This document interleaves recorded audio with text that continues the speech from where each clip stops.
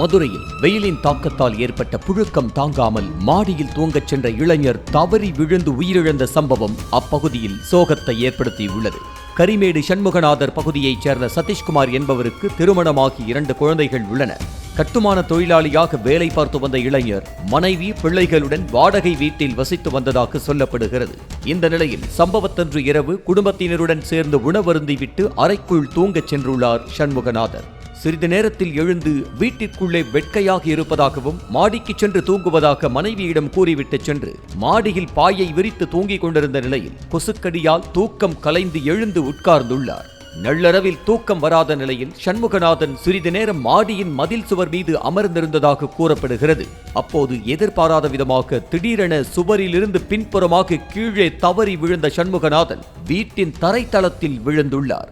இதில் இளைஞரின் தலையின் பின்புறம் பலத்த காயம் ஏற்பட்ட நிலையில் சம்பவ இடத்திலேயே பரிதாபமாக உயிரிழந்தார்.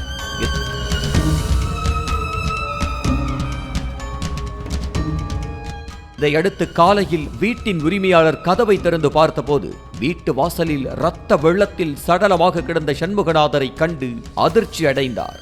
இதுகுறித்து வீட்டின் உரிமையாளர் கரிமேடு காவல் நிலையத்திற்கு தகவல் அளித்தார். சம்பவ இடத்திற்கு வந்த போலீசார் சடலத்தை கைப்பற்றி உடற்கூறு ஆய்விற்காக மதுரை அரசு ராஜாஜி மருத்துவமனைக்கு அனுப்பி வைத்தனர். பின்னர் வழக்கு பதிவு செய்து போலீசார் விசாரணை மேற்கொண்டு வருகின்றனர். செய்திகளை உடனுக்குடனும் துல்லியமாகவும் தெரிந்து கொள்ள சப்ஸ்கிரைப் பண்ணுங்க.